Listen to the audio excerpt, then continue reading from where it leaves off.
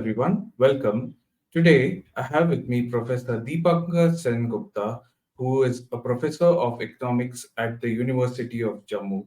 He specializes in quantitative techniques, economic theory, and international political economy. Sir, thank you so much for taking time from your hectic schedule and welcome, sir. Thank you, Prajwal, for having me on this show. Sir, I wanted to start by talking about the economic performance of the Modi government. The general perception is that the economic performance of the Modi government was average in his first term, but better in his second term because of the high growth rate. But many people also have an opinion that he has squandered his majority by backtracking on the essential reforms such as the Land Acquisition Act and the farm laws. So, what is your opinion about these issues?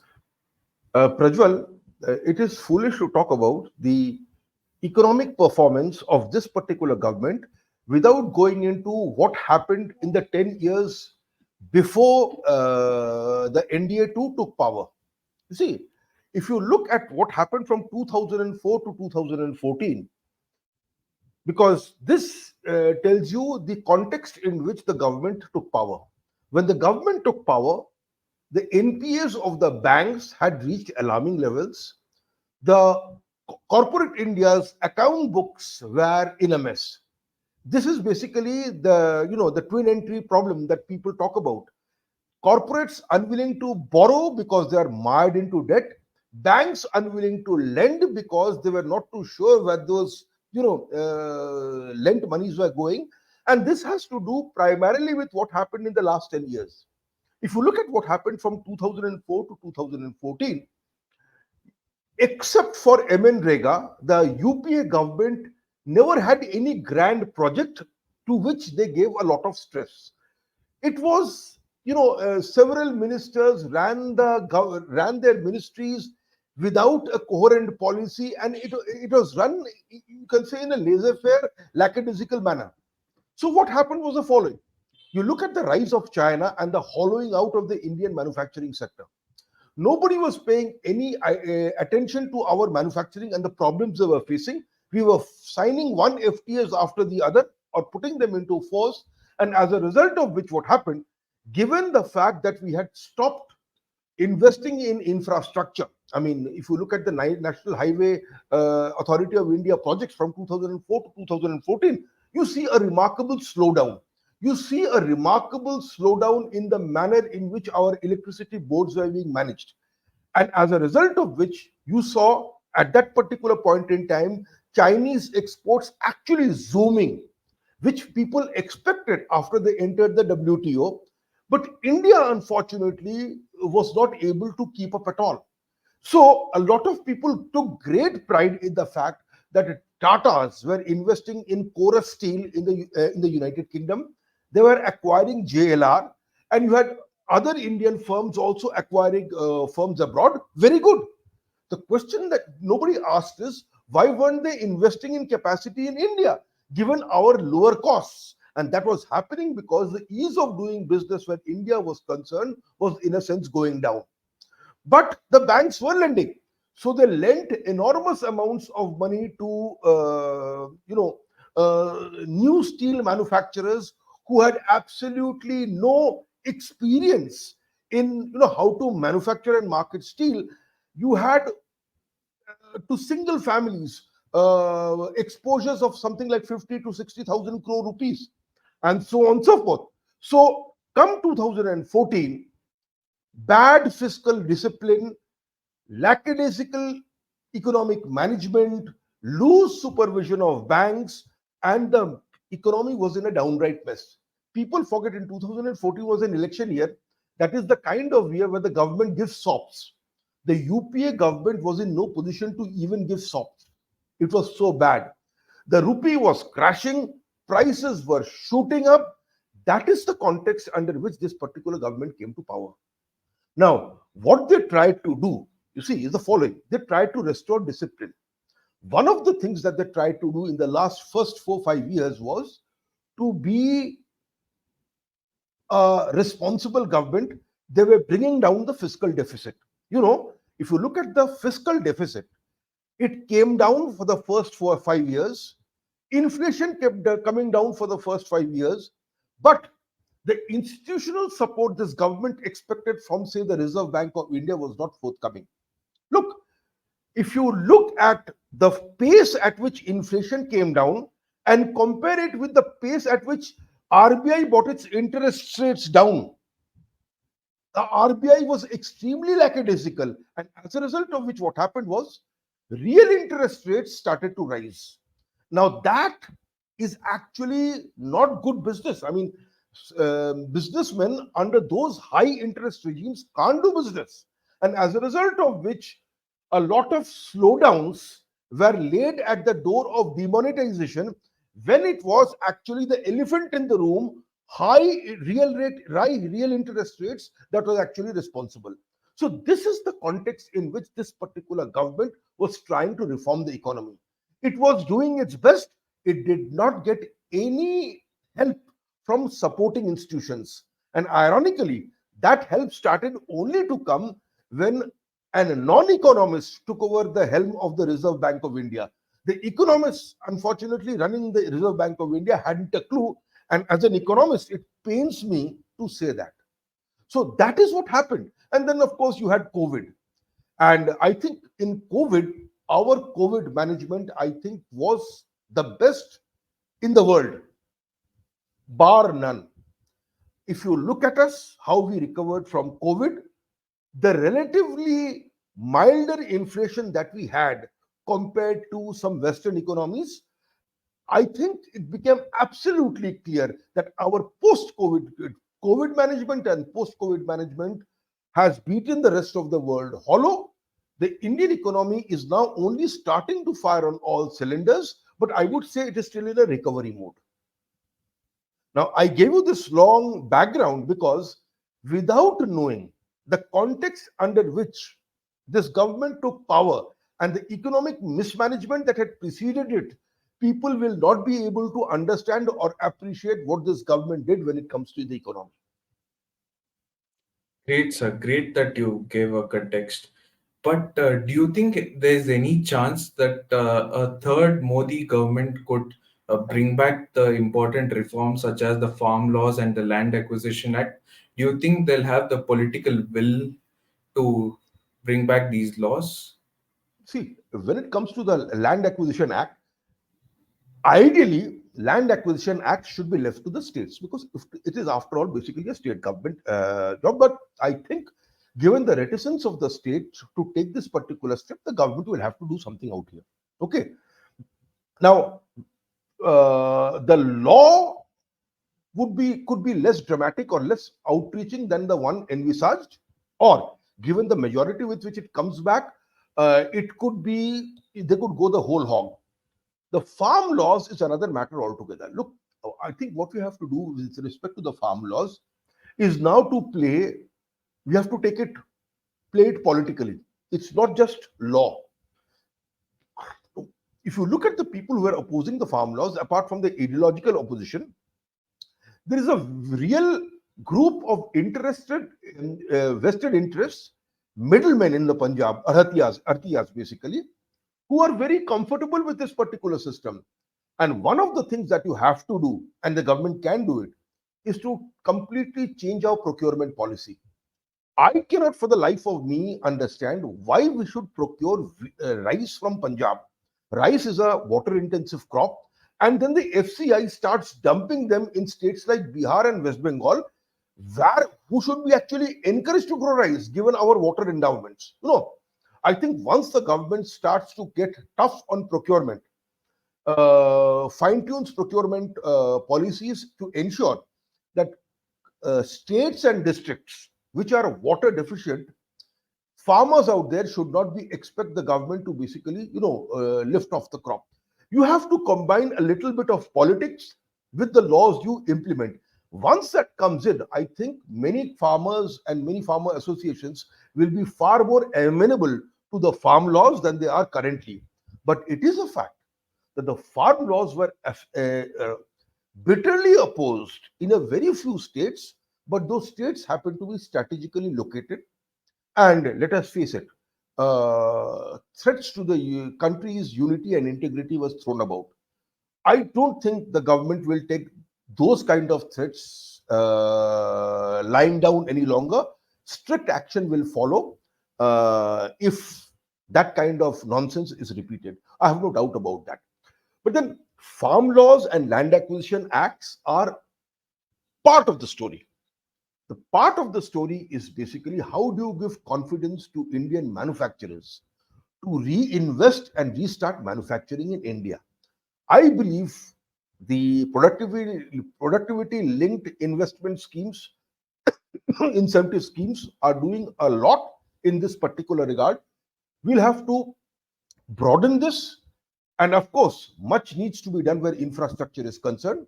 One of the areas where we haven't really gone forward is power reforms, electricity reforms. If you look at the cost of electricity, the uh, power bill that our industrialists pay vis-a-vis a manufacturer in China, our people are at a disadvantage.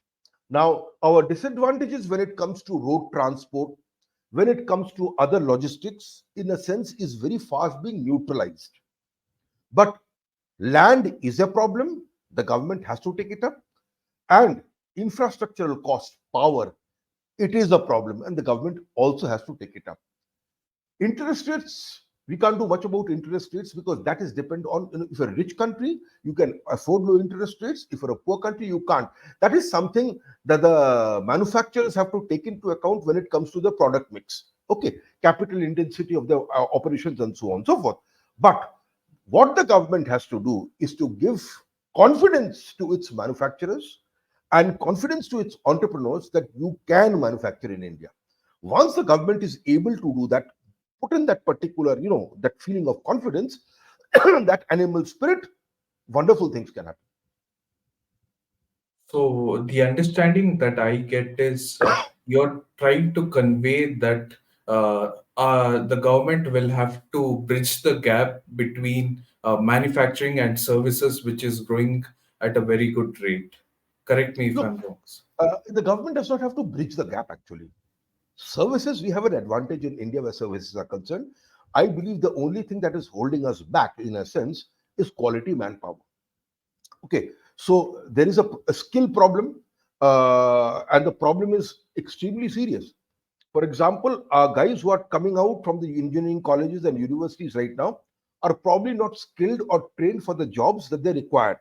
And we don't know what are the skills that are going to be required 3, 4 years down the line. So it's a problem. We have to think of skilling in a different kind of a way. We have to train people to to think on their feet. Problems will change. You also have to change. That's one part. And I think the government has to do serious stuff out there. That's services. I So, believe when it comes to services, India's entrepreneurial class will stand up to the challenge. Certainly, the youth will. What disappoints me is the following. For example, when it comes to IT enabled services, business process offshoring, we've established bridgeheads, but we have not been able to transform ourselves into from offshorers into producing new products. Where are we in the gaming industry? Why aren't we there in the gaming industry? And that disappoints me. Okay, I hope things will change because if you look at any original Indian IT product, let us face it, that still comes from the United States and Europe. A bit, some from China, but again, United States is still the exemplar of the world. But when it comes to manufacturing, we have been left so far behind.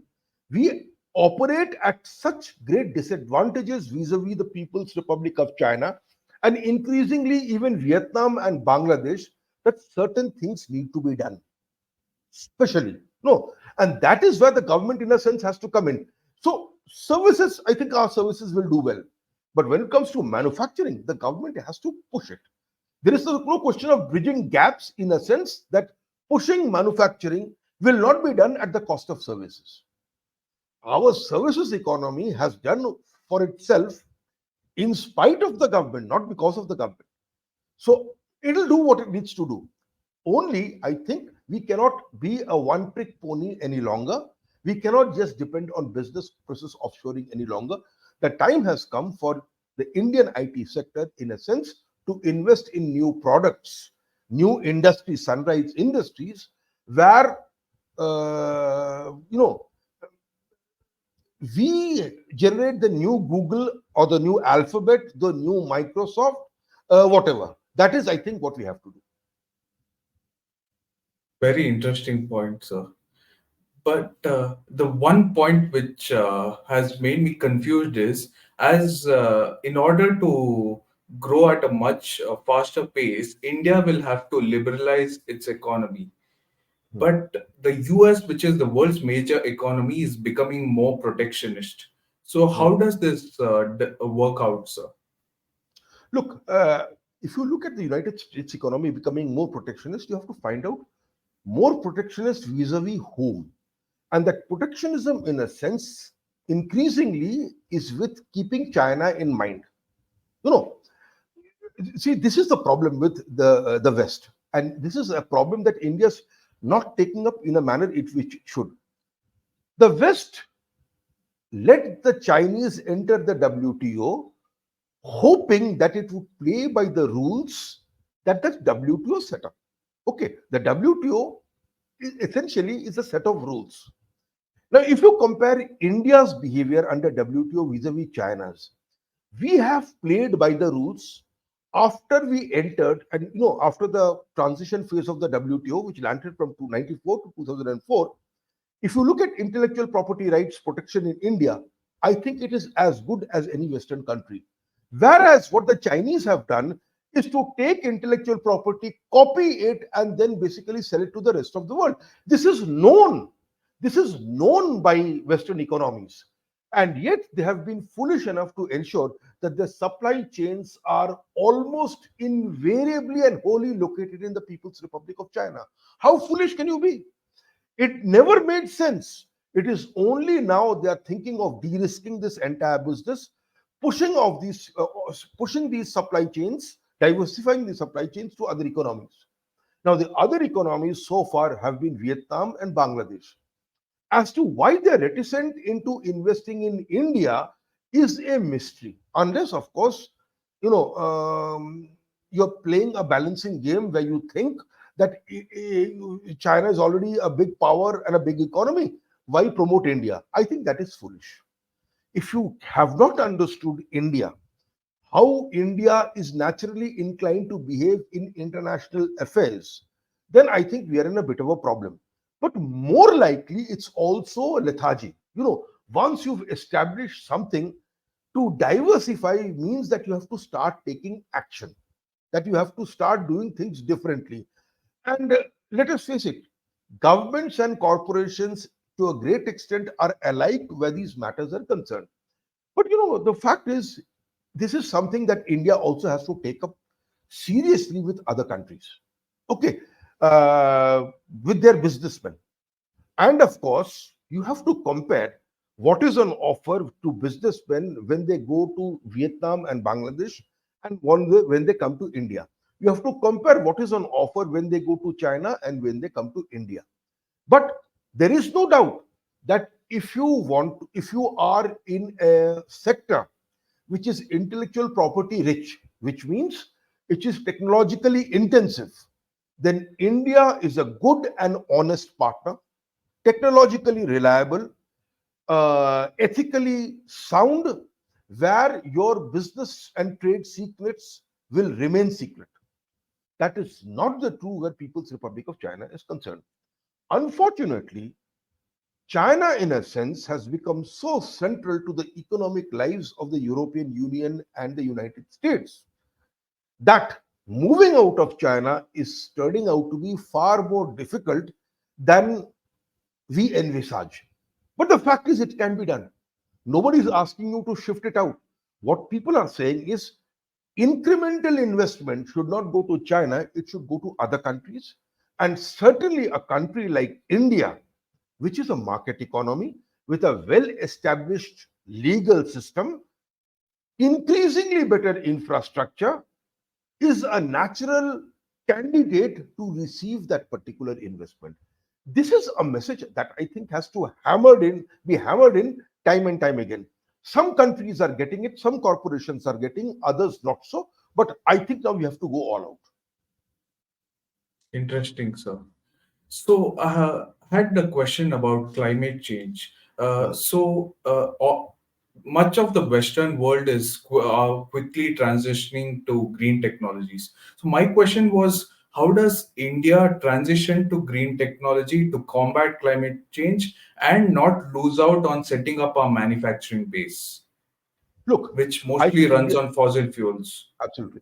India's made it absolutely clear that our we have a commitment to climate change, but given the fact that we are late comers to this particular race, our contribution, to greenhouse gases, etc., is still a fraction of the fraction of that of either China as well as the United States.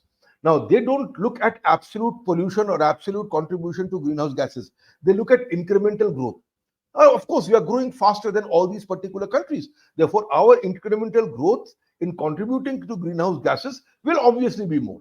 I think India's played that well. We've said, look, this is the time when we will be able to do what the West expects us to do, and we also should be doing. But the fact is, much of this is also contingent on transfer of technology to India. I have a feeling our transition to non fossil fuels or clean fuels will be faster than many people envisage. Because if you look at action on the ground, we've been very, very fast actually. The contribution that non fossil fuels now make to our energy mix has been dramatic. People don't talk about it, it's been dramatic. So the fact is, we will be able to do it faster than the rest of the world thinks it is, but we will do it at our own pace. If you don't give us technology, we will do it slower. If you give us technology, it will be faster. But if the West thinks that having polluted the environment, this is the time I start selling technology to get the other people not to pollute the environment, I think is a bit much. And this is something that has been conveyed to the West. And, except for a few woke organizations, nobody really pushes this any longer when it comes to India. India's made its stance. It's absolutely clear in international fora, and I think the rest of the world is more or less comfortable with this. So I had two questions about the US economy, sir.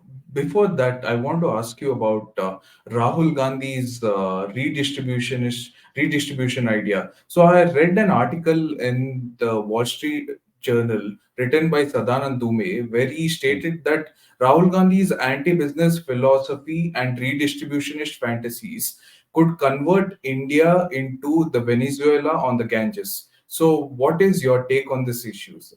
Look, the redistribution plan that Rahul Gandhi has spoken about is not new. 5 years ago, you had Chidambaram going on about it.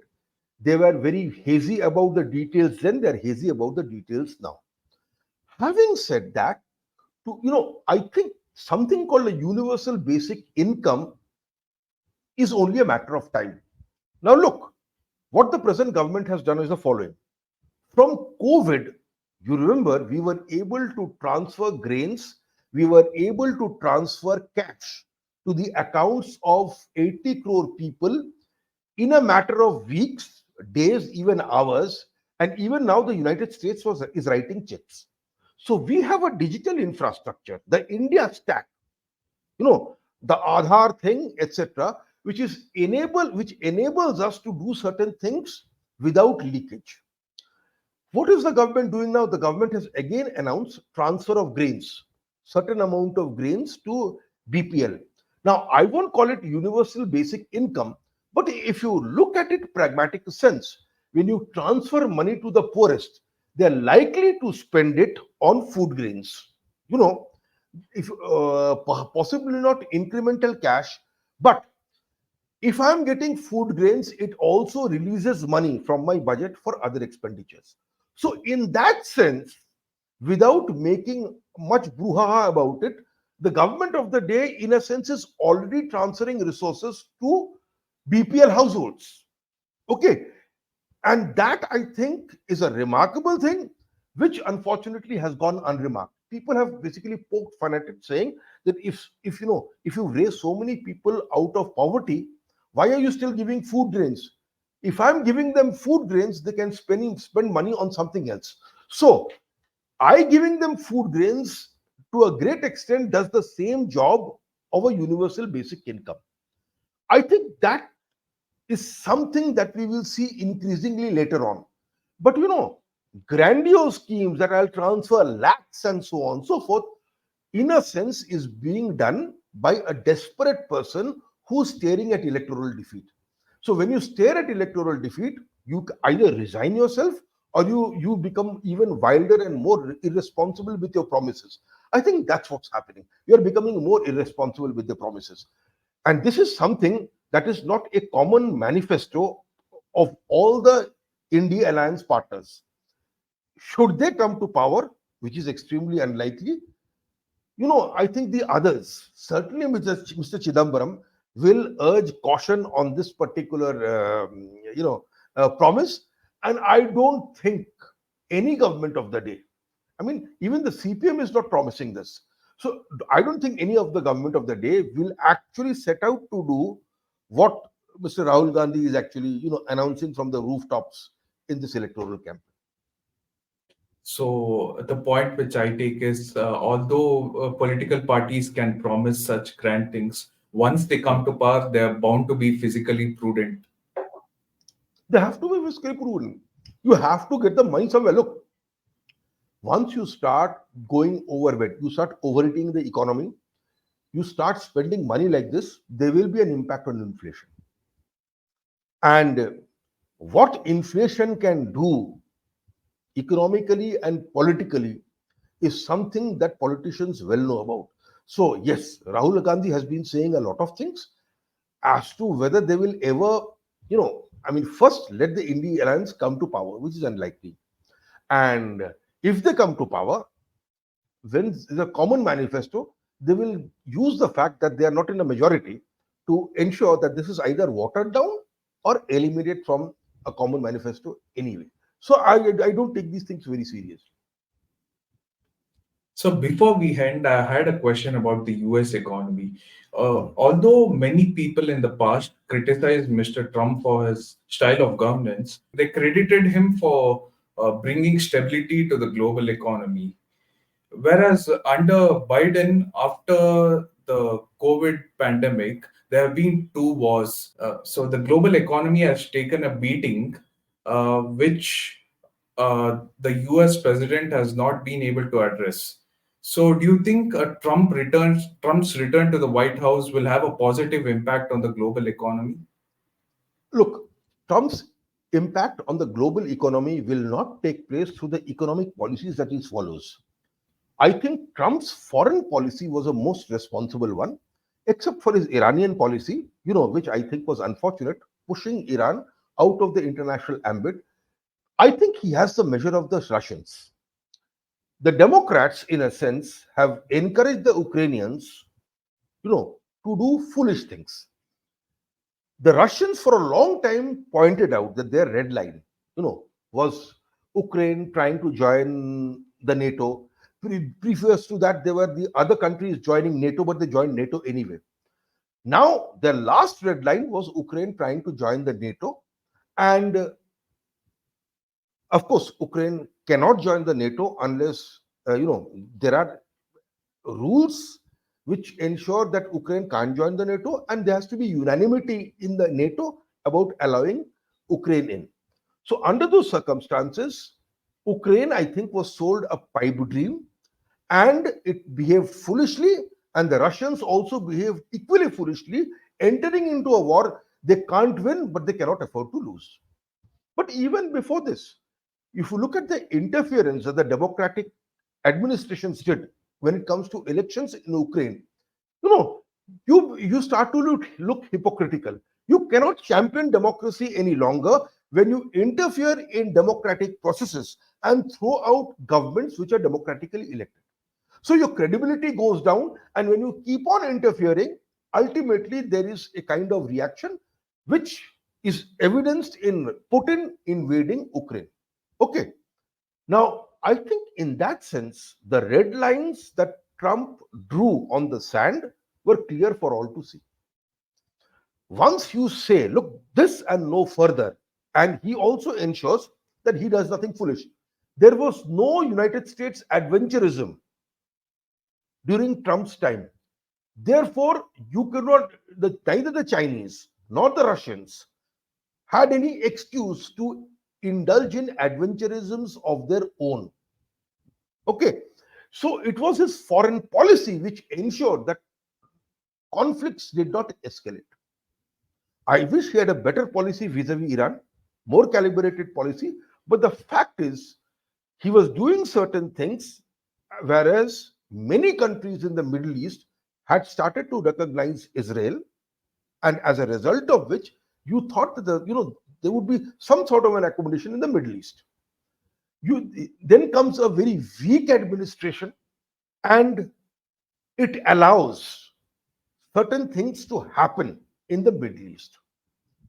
And having happened, it now tries to tell Israel, you can't do this, you can't do this, these are the red lines, and so on and so forth. Obviously, Israel is not going to obey. Okay. And the fact is, one of the errors of Trump's administrations that they could have rectified, namely Iran, they could have told Iran, okay, the JCPOA is back into action again, behave, and everything is forgiven, we'll go in the same manner. No, they could not do it. So they could not make Iran re-enter negotiations, and they did not do the other things that Trump did. So Trump's failures they could not rectify, Trump's successes they could not repeat. And as a result of which, you have an international situation which has created this particular economic uncertainty. Trump's economic policies or Biden's economic policies by and large have been unremarkable. Okay, I would say they have been wrong. I will say they are unremarkable given the manner in which India managed its COVID and post-COVID economy. So one last question before we end. Sir. In the US, they have been spending close to $1 trillion every 100 days, which has seen the debt mount to very high levels. So do you think it can create another global financial crisis? Look, the fact is, if the United States overspends, it's buying goods from the rest of the world, notably bulk of it from China. And given the fact China has a structural problem where it cannot consume all that it produces, it is also in China's interest that the United States keeps on indulging in this kind of behavior, whereas demand is created.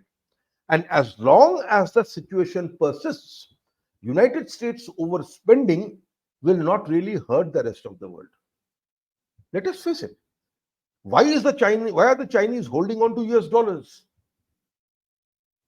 They are holding on to US dollars because they have no choice. There is this massive excess capacity that has to be put to use. And expanding American economy means demand for Chinese goods. Chinese people will get employed. What do I will do with the dollars? Not much. I'll keep on buying US Treasury bonds. That's all.